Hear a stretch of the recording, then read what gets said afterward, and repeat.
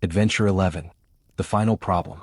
It is with a heavy heart that I take up my pen to write these the last words in which I shall ever record the singular gifts by which my friend Mr. Sherlock Holmes was distinguished.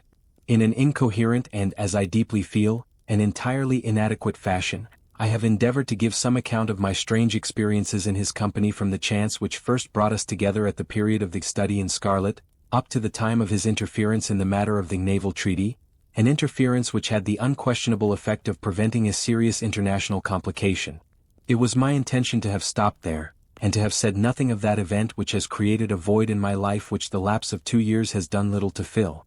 My hand has been forced, however, by the recent letters in which Colonel James Moriarty defends the memory of his brother, and I have no choice but to lay the facts before the public exactly as they occurred. I alone know the absolute truth of the matter, and I am satisfied that the time has come when no good purpose is to be served by its suppression. As far as I know, there have been only 3 accounts in the public press: that in the Journal de Genève on May 6, 1891, the Reuters dispatch in the English papers on May 7, and finally the recent letter to which I have alluded. Of these the first and second were extremely condensed, while the last is, as I shall now show, an absolute perversion of the facts. It lies with me to tell for the first time what really took place between Professor Moriarty and Mr. Sherlock Holmes. It may be remembered that after my marriage and my subsequent start in private practice, the very intimate relations which had existed between Holmes and myself became to some extent modified. He still came to me from time to time when he desired a companion in his investigation, but these occasions grew more and more seldom, until I find that in the year 1890 there were only 3 cases of which I retain any record. During the winter of that year and the early spring of 1891, I saw in the papers that he had been engaged by the French government upon a matter of supreme importance, and I received 2 notes from Holmes, dated from Narbonne and from Nîmes, from which I gathered that his stay in France was likely to be a long one. It was with some surprise, therefore, that I saw him walk into my consulting room upon the evening of April 24. It struck me that he was looking even paler and thinner than usual.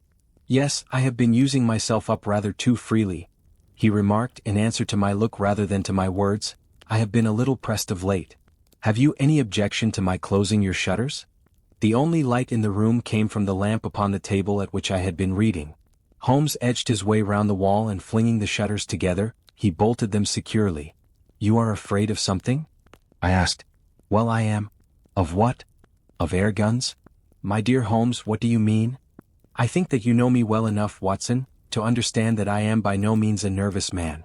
At the same time, it is stupidity rather than courage to refuse to recognize danger when it is close upon you. Might I trouble you for a match?" He drew in the smoke of his cigarette as if the soothing influence was grateful to him. "I must apologize for calling so late," said he, "and I must further beg you to be so unconventional as to allow me to leave your house presently by scrambling over your back garden wall." "But what does it all mean?" I asked. He held out his hand, and I saw in the light of the lamp that 2 of his knuckles were burst and bleeding. "It is not an airy nothing, you see," said he, smiling. "On the contrary, it is solid enough for a man to break his hand over. Is Mrs. Watson in?" "She is away upon a visit." "Indeed. You are alone?" "Quite." "Then it makes it the easier for me to propose that you should come away with me for a week to the continent." "Where?"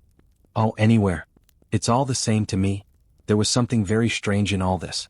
It was not Holmes's nature to take an aimless holiday, and something about his pale, worn face told me that his nerves were at their highest tension. He saw the question in my eyes, and, putting his fingertips together and his elbows upon his knees, he explained the situation. "You have probably never heard of Professor Moriarty?" said he. "Never."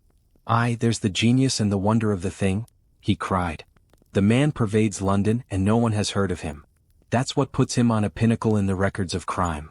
I tell you, Watson, in all seriousness, that if I could beat that man, if I could free society of him, I should feel that my own career had reached its summit, and I should be prepared to turn to some more placid line in life. Between ourselves, the recent cases in which I have been of assistance to the royal family of Scandinavia, and to the French Republic, have left me in such a position that I could continue to live in the quiet fashion which is most congenial to me, and to concentrate my attention upon my chemical researches. But I could not rest, Watson, I could not sit quiet in my chair, if I thought that such a man as Professor Moriarty were walking the streets of London unchallenged. What has he done, then? His career has been an extraordinary one. He is a man of good birth and excellent education, endowed by nature with a phenomenal mathematical faculty. At the age of 21 he wrote a treatise upon the binomial theorem, which has had a European vogue. On the strength of it he won the mathematical chair at one of our smaller universities, and had, to all appearances, a most brilliant career before him. But the man had hereditary tendencies of the most diabolical kind. A criminal strain ran in his blood, which instead of being modified, was increased and rendered infinitely more dangerous by his extraordinary mental powers. Dark rumors gathered round him in the university town, and eventually he was compelled to resign his chair and to come down to London, where he set up as an army coach. So much is known to the world, but what I am telling you now is what I have myself discovered. As you are aware, Watson, there is no one who knows the higher criminal world of London so well as I do. For years past I have continually been conscious of some power behind the malefactor, some deep organizing power which forever stands in the way of the law, and throws its shield over the wrongdoer. Again and again in cases of the most varying sorts, forgery cases, robberies, murders, I have felt the presence of this force, and I have deduced its action in many of those undiscovered crimes in which I have not been personally consulted. For years I have endeavored to break through the veil which shrouded it, and at last the time came when I seized my thread and followed it, until it led me, after 1,000 cunning windings, to ex-Professor Moriarty of mathematical celebrity. He is the Napoleon of crime, Watson. He is the organizer of half that is evil and of nearly all that is undetected in this great city. He is a genius, a philosopher, an abstract thinker. He has a brain of the first order. He sits motionless, like a spider in the center of its web, but that web has 1,000 radiations, and he knows well every quiver of each of them. He does little himself. He only plants. But his agents are numerous and splendidly organized. Is there a crime to be done, a paper to be abstracted, we will say, a house to be rifled, a man to be removed? The word is passed to the professor, the matter is organized and carried out. The agent may be caught. In that case money is found for his bail or his defense. But the central power which uses the agent is never caught, never so much as suspected. This was the organization which I deduced, Watson, and which I devoted my whole energy to exposing and breaking up. But the professor was fenced round with safeguards so cunningly devised that, do what I would, it seemed impossible to get evidence which would convict in a court of law. You know my powers, my dear Watson, and yet at the end of 3 months I was forced to confess that I had at last met an antagonist who was my intellectual equal. My horror at his crimes was lost in my admiration at his skill. But at last he made a trip, only a little trip, but it was more than he could afford when I was so close upon him. I had my chance, and, starting from that point, I have woven my net round him until now it is all ready to close. In 3 days, that is to say on Monday next, matters will be ripe and the professor, with all the principal members of his gang, will be in the hands of the police. Then will come the greatest criminal trial of the century, the clearing up of over 40 mysteries, and the rope for all of them. But if we move at all prematurely, you understand, they may slip out of our hands even at the last moment. Now, if I could have done this without the knowledge of Professor Moriarty, all would have been well. But he was too wily for that. He saw every step which I took to draw my toils round him. Again and again he strove to break away, but I as often headed him off. I tell you, my friend, that if a detailed account of that silent contest could be written, it would take its place as the most brilliant bit of thrust and parry work in the history of detection. Never have I risen to such a height, and never have I been so hard pressed by an opponent. He cut deep, and yet I just undercut him. This morning the last steps were taken, and 3 days only were wanted to complete the business. I was sitting in my room thinking the matter over, when the door opened and Professor Moriarty stood before me. My nerves are fairly proof, Watson, but I must confess to a start when I saw the very man who had been so much in my thoughts standing there on my threshold. His appearance was quite familiar to me. He is extremely tall and thin, his forehead domes out in a white curve, and his 2 eyes are deeply sunken in his head. He is clean-shaven, pale and ascetic-looking, retaining something of the professor in his features. His shoulders are rounded from much study, and his face protrudes forward, and is forever slowly oscillating from side to side in a curiously reptilian fashion. He peered at me with great curiosity in his puckered eyes. "You have less frontal development than I should have expected," said he at last. "It is a dangerous habit to finger loaded firearms in the pocket of one's dressing gown." The fact is that upon his entrance I had instantly recognized the extreme personal danger in which I lay. The only conceivable escape for him lay in silencing my tongue. In an instant I had slipped the revolver from the drawer into my pocket, and was covering him through the cloth. At his remark I drew the weapon out and laid it cocked upon the table. He still smiled and blinked, but there was something about his eyes which made me feel very glad that I had it there. "You evidently don't know me," said he. "On the contrary," I answered, "I think it is fairly evident that I do. Pray take a chair. I can spare you 5 minutes if you have anything to say." "All that I have to say has already crossed your mind," said he. "Then possibly my answer has crossed yours," I replied. "You stand fast?" "Absolutely." He clapped his hand into his pocket and I raised the pistol from the table. But he merely drew out a memorandum book in which he had scribbled some dates. "You crossed my path on the 4th of January, said he.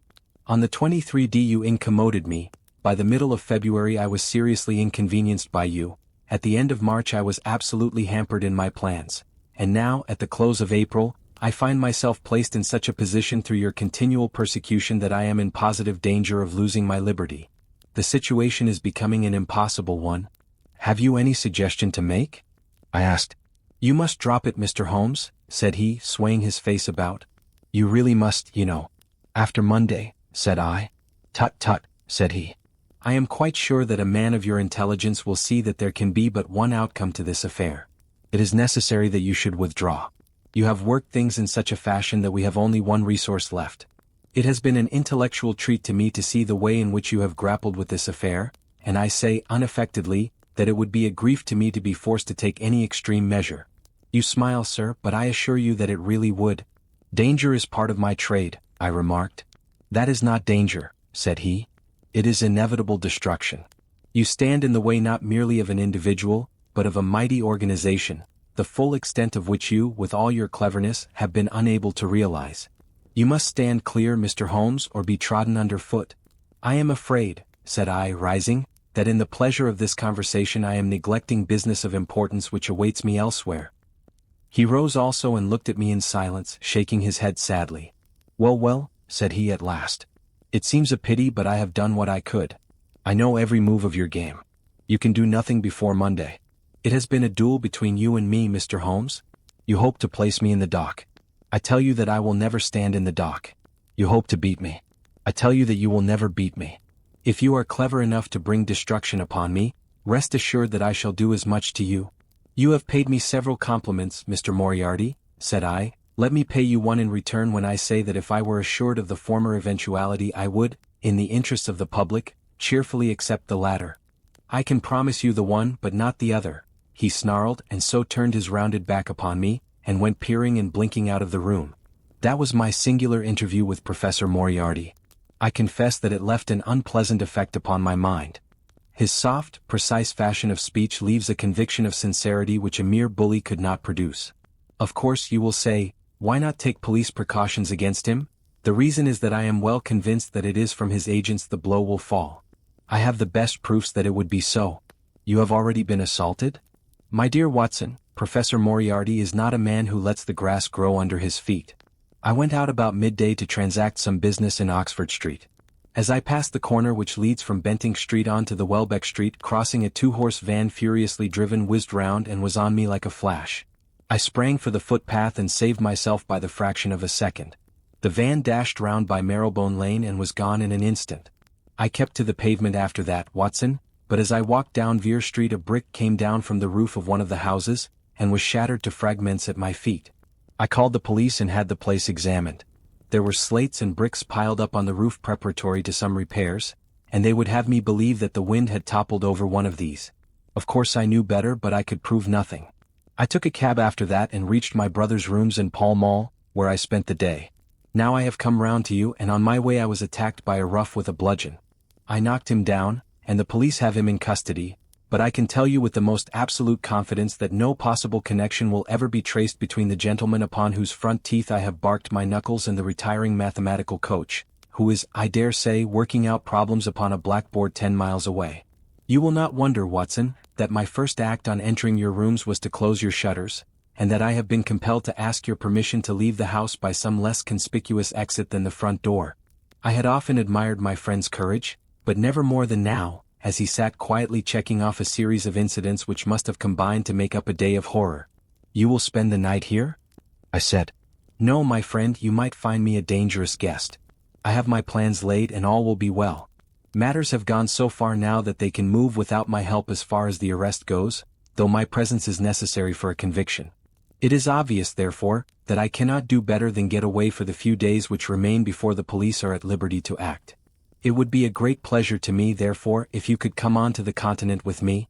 The practice is quiet, said I, and I have an accommodating neighbor. I should be glad to come. And to start tomorrow morning? If necessary. Oh yes, it is most necessary. Then these are your instructions, and I beg, my dear Watson, that you will obey them to the letter, for you are now playing a double-handed game with me against the cleverest rogue and the most powerful syndicate of criminals in Europe. Now listen. You will dispatch whatever luggage you intend to take by a trusty messenger unaddressed to Victoria tonight. In the morning you will send for a hansom, desiring your man to take neither the first nor the second which may present itself. Into this hansom you will jump, and you will drive to the Strand end of the Lowther Arcade, handing the address to the cabman upon a slip of paper, with a request that he will not throw it away. Have your fare ready, and the instant that your cab stops, dash through the arcade, timing yourself to reach the other side at 9:15. You will find a small brougham waiting close to the curb, driven by a fellow with a heavy black cloak tipped at the collar with red. Into this you will step, and you will reach Victoria in time for the Continental Express. Where shall I meet you? At the station. The second first-class carriage from the front will be reserved for us. The carriage is our rendezvous, then? Yes. It was in vain that I asked Holmes to remain for the evening. It was evident to me that he thought he might bring trouble to the roof he was under, and that was the motive which impelled him to go. With a few hurried words as to our plans for the morrow, he rose and came out with me into the garden, clambering over the wall which leads into Mortimer Street, and immediately whistling for a hansom, in which I heard him drive away. In the morning I obeyed Holmes's injunctions to the letter. A hansom was procured with such precaution as would prevent its being one which was placed ready for us, and I drove immediately after breakfast to the Lowther Arcade, through which I hurried at the top of my speed. A brougham was waiting with a very massive driver wrapped in a dark cloak, who, the instant that I had stepped in, whipped up the horse and rattled off to Victoria Station. On my alighting there he turned the carriage, and dashed away again without so much as a look in my direction. So far all had gone admirably. My luggage was waiting for me, and I had no difficulty in finding the carriage which Holmes had indicated, the less so as it was the only one in the train which was marked engaged. My only source of anxiety now was the non-appearance of Holmes. The station clock marked only 7 minutes from the time when we were due to start. In vain I searched among the groups of travelers and leave-takers for the lithe figure of my friend. There was no sign of him. I spent a few minutes in assisting a venerable Italian priest, who was endeavoring to make a porter understand, in his broken English, that his luggage was to be booked through to Paris. Then, having taken another look round, I returned to my carriage, where I found that the porter, in spite of the ticket, had given me my decrepit Italian friend as a traveling companion. It was useless for me to explain to him that his presence was an intrusion, for my Italian was even more limited than his English, so I shrugged my shoulders resignedly, and continued to look out anxiously for my friend. A chill of fear had come over me, as I thought that his absence might mean that some blow had fallen during the night. Already the doors had all been shut and the whistle blown, when, "My dear Watson," said a voice, "you have not even condescended to say good morning?" I turned in uncontrollable astonishment. The aged ecclesiastic had turned his face towards me. For an instant the wrinkles were smoothed away, the nose drew away from the chin, the lower lip ceased to protrude and the mouth to mumble, the dull eyes regained their fire, the drooping figure expanded. The next the whole frame collapsed again, and Holmes had gone as quickly as he had come. "Good heavens!" I cried, "how you startled me!" "Every precaution is still necessary," he whispered. "I have reason to think that they are hot upon our trail. Ah, there is Moriarty himself." The train had already begun to move as Holmes spoke. Glancing back, I saw a tall man pushing his way furiously through the crowd, and waving his hand as if he desired to have the train stopped.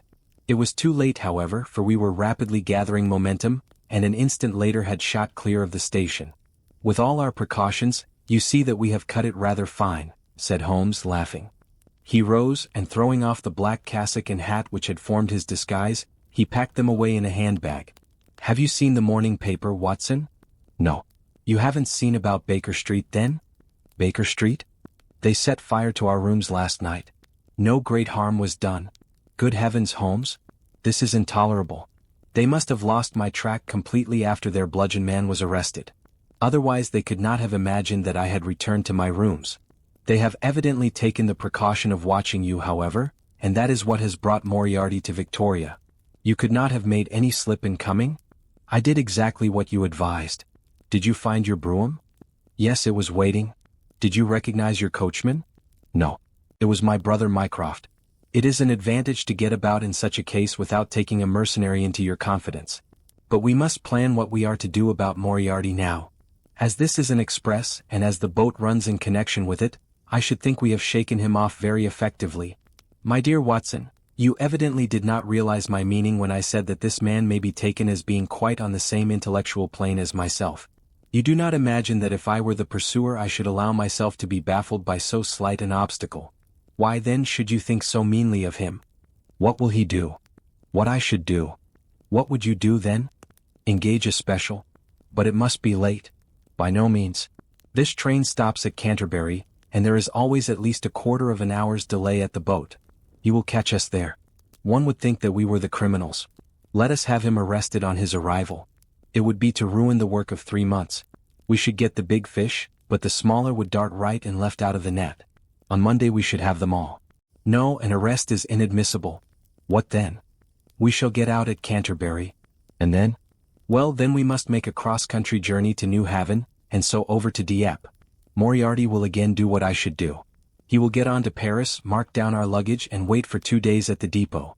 In the meantime we shall treat ourselves to a couple of carpet-bags, encourage the manufactures of the countries through which we travel, and make our way at our leisure into Switzerland, via Luxembourg and Bâle. At Canterbury, therefore, we alighted, only to find that we should have to wait an hour before we could get a train to New Haven. I was still looking rather ruefully after the rapidly disappearing luggage van which contained my wardrobe, when Holmes pulled my sleeve and pointed up the line. Already you see, said he. Far away, from among the Kentish woods there rose a thin spray of smoke. A minute later a carriage and engine could be seen flying along the open curve which leads to the station. We had hardly time to take our place behind a pile of luggage when it passed with a rattle and a roar, beating a blast of hot air into our faces. There he goes, said Holmes as we watched the carriage swing and rock over the points. There are limits, you see, to our friend's intelligence. It would have been a coup de maître had he deduced what I would deduce and acted accordingly. And what would he have done had he overtaken us? There cannot be the least doubt that he would have made a murderous attack upon me. It is, however, a game at which two may play. The question now is whether we should take a premature lunch here, or run our chance of starving before we reach the buffet at New Haven. We made our way to Brussels that night and spent 2 days there, moving on upon the 3rd day as far as Strasbourg. On the Monday morning Holmes had telegraphed to the London police, and in the evening we found a reply waiting for us at our hotel.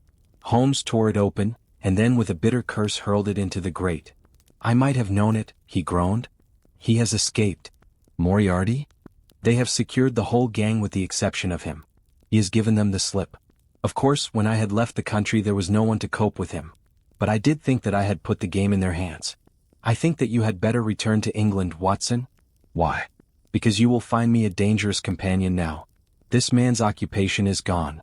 He is lost if he returns to London. If I read his character right he will devote his whole energies to revenging himself upon me. He said as much in our short interview and I fancy that he meant it. I should certainly recommend you to return to your practice. It was hardly an appeal to be successful with one who was an old campaigner as well as an old friend. We sat in the Strasbourg Salamander arguing the question for half an hour, but the same night we had resumed our journey and were well on our way to Geneva. For a charming week we wandered up the valley of the Rhône, and then, branching off at Luc, we made our way over the Gemmi Pass, still deep in snow, and so, by way of Interlaken, to Meiringen. It was a lovely trip, the dainty green of the spring below, the virgin white of the winter above. But it was clear to me that never for one instant did Holmes forget the shadow which lay across him. In the homely alpine villages or in the lonely mountain passes, I could tell by his quick glancing eyes and his sharp scrutiny of every face that passed us, that he was well convinced that, walk where we would, we could not walk ourselves clear of the danger which was dogging our footsteps. Once, I remember, as we passed over the Gemmi, and walked along the border of the melancholy Dobbin Sea, a large rock which had been dislodged from the ridge upon our right clattered down and roared into the lake behind us. In an instant Holmes had raced up onto the ridge, and standing upon a lofty pinnacle, craned his neck in every direction. It was in vain that our guide assured him that a fall of stones was a common chance in the springtime at that spot. He said nothing, but he smiled at me with the air of a man who sees the fulfillment of that which he had expected. And yet for all his watchfulness he was never depressed. On the contrary, I can never recollect having seen him in such exuberant spirits.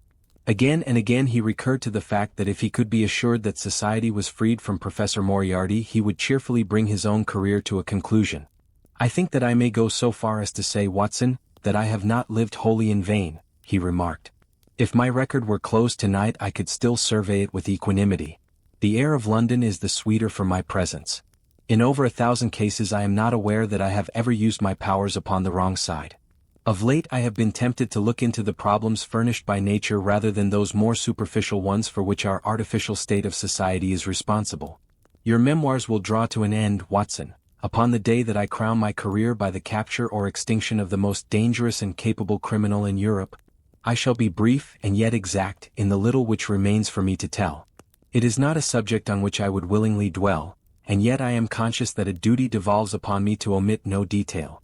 It was on the 3d of May that we reached the little village of Meiringen, where we put up at the Englischer Hof, then kept by Peter Steiler the elder. Our landlord was an intelligent man, and spoke excellent English, having served for 3 years as waiter at the Grosvenor Hotel in London. At his advice, on the afternoon of the 4th we set off together, with the intention of crossing the hills and spending the night at the hamlet of Rosenlohe. We had strict injunctions, however, on no account to pass the falls of Reichenbach, which are about halfway up the hill, without making a small detour to see them. It is indeed a fearful place. The torrent, swollen by the melting snow, plunges into a tremendous abyss, from which the spray rolls up like the smoke from a burning house. The shaft into which the river hurls itself is an immense chasm, lined by glistening coal-black rock, and narrowing into a creaming, boiling pit of incalculable depth, which brims over and shoots the stream onward over its jagged lip. The long sweep of green water roaring forever down, and the thick flickering curtain of spray hissing forever upward, turn a man giddy with their constant whirl and clamor. We stood near the edge peering down at the gleam of the breaking water far below us against the black rocks, and listening to the half-human shout which came booming up with the spray out of the abyss. The path has been cut halfway round the fall to afford a complete view, but it ends abruptly, and the traveler has to return as he came.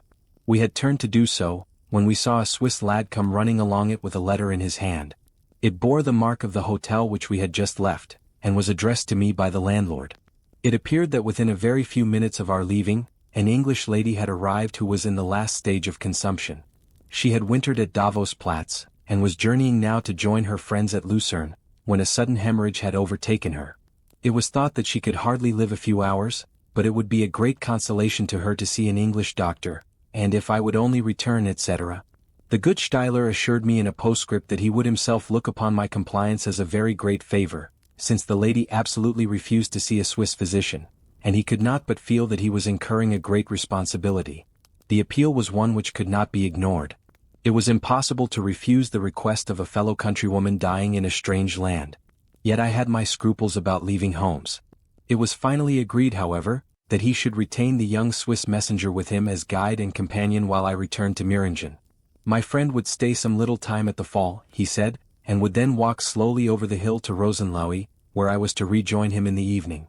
As I turned away I saw Holmes, with his back against a rock and his arms folded, gazing down at the rush of the waters.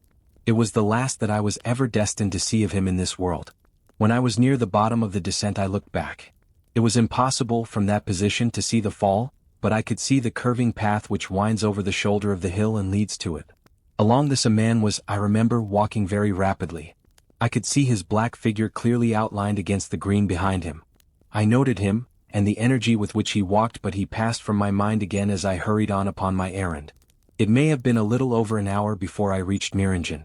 Old Steiler was standing at the porch of his hotel. "Well," said I as I came hurrying up, "I trust that she is no worse?" A look of surprise passed over his face, and at the first quiver of his eyebrows my heart turned to lead in my breast. "You did not write this?" I said, pulling the letter from my pocket. "There is no sick Englishwoman in the hotel?" "Certainly not," he cried. "But it has the hotel mark upon it." "Ha, it must have been written by that tall Englishman who came in after you had gone," he said. But I waited for none of the landlord's explanations. In a tingle of fear I was already running down the village street, and making for the path which I had so lately descended. It had taken me an hour to come down. For all my efforts 2 more had passed before I found myself at the fall of Reichenbach once more. There was Holmes's alpinstock still leaning against the rock by which I had left him. But there was no sign of him, and it was in vain that I shouted. My only answer was my own voice reverberating in a rolling echo from the cliffs around me. It was the sight of that alpinstock which turned me cold and sick. He had not gone to Rosenlaui then. He had remained on that 3-foot path, with sheer wall on one side and sheer drop on the other, until his enemy had overtaken him. The young Swiss had gone too. He had probably been in the pay of Moriarty, and had left the 2 men together. And then what had happened? Who was to tell us what had happened then? I stood for a minute or 2 to collect myself, for I was dazed with the horror of the thing. Then I began to think of Holmes's own methods and to try to practice them in reading this tragedy. It was, alas, only too easy to do. During our conversation we had not gone to the end of the path, and the alpinstock marked the place where we had stood. The blackish soil is kept forever soft by the incessant drift of spray, and a bird would leave its tread upon it. 2 lines of footmarks were clearly marked along the farther end of the path, both leading away from me. There were none returning. A few yards from the end the soil was all plowed up into a patch of mud, and the branches and ferns which fringed the chasm were torn and bedraggled. I lay upon my face and peered over with the spray spouting up all around me. It had darkened since I left, and now I could only see here and there the glistening of moisture upon the black walls, and far away down at the end of the shaft the gleam of the broken water. I shouted, but only the same half-human cry of the fall was borne back to my ears. But it was destined that I should after all have a last word of greeting from my friend and comrade. I have said that his alpinstock had been left leaning against a rock which jutted on to the path. From the top of this boulder the gleam of something bright caught my eye, and raising my hand, I found that it came from the silver cigarette case which he used to carry. As I took it up a small square of paper upon which it had lain fluttered down onto the ground. Unfolding it, I found that it consisted of 3 pages torn from his notebook and addressed to me. It was characteristic of the man that the direction was precise, and the writing as firm and clear, as though it had been written in his study. "My dear Watson," it said, "I write these few lines through the courtesy of Mr. Moriarty, who awaits my convenience for the final discussion of those questions which lie between us. He has been giving me a sketch of the methods by which he avoided the English police and kept himself informed of our movements. They certainly confirmed the very high opinion which I had formed of his abilities.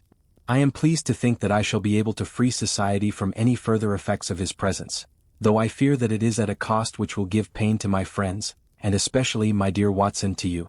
I have already explained to you, however, that my career had in any case reached its crisis, and that no possible conclusion to it could be more congenial to me than this. Indeed, if I may make a full confession to you, I was quite convinced that the letter from Meiringen was a hoax, and I allowed you to depart on that errand under the persuasion that some development of this sort would follow. Tell Inspector Patterson that the papers which he needs to convict the gang are in Pigeonhole M. Done up in a blue envelope and inscribed Moriarty. I made every disposition of my property before leaving England, and handed it to my brother Mycroft. Pray give my greetings to Mrs. Watson, and believe me to be, my dear fellow, very sincerely yours, Sherlock Holmes. A few words may suffice to tell the little that remains. An examination by experts leaves little doubt that a personal contest between the 2 men ended, as it could hardly fail to end in such a situation, in their reeling over locked in each other's arms. Any attempt at recovering the bodies was absolutely hopeless, and there, deep down in that dreadful cauldron of swirling water and seething foam, will lie for all time the most dangerous criminal and the foremost champion of the law of their generation. The Swiss youth was never found again, and there can be no doubt that he was one of the numerous agents whom Moriarty kept in his employ. As to the gang, it will be within the memory of the public how completely the evidence which Holmes had accumulated exposed their organization, and how heavily the hand of the dead man weighed upon them. Of their terrible chief few details came out during the proceedings, and if I have now been compelled to make a clear statement of his career, it is due to those injudicious champions who have endeavored to clear his memory by attacks upon him whom I shall ever regard as the best and the wisest man whom I have ever known.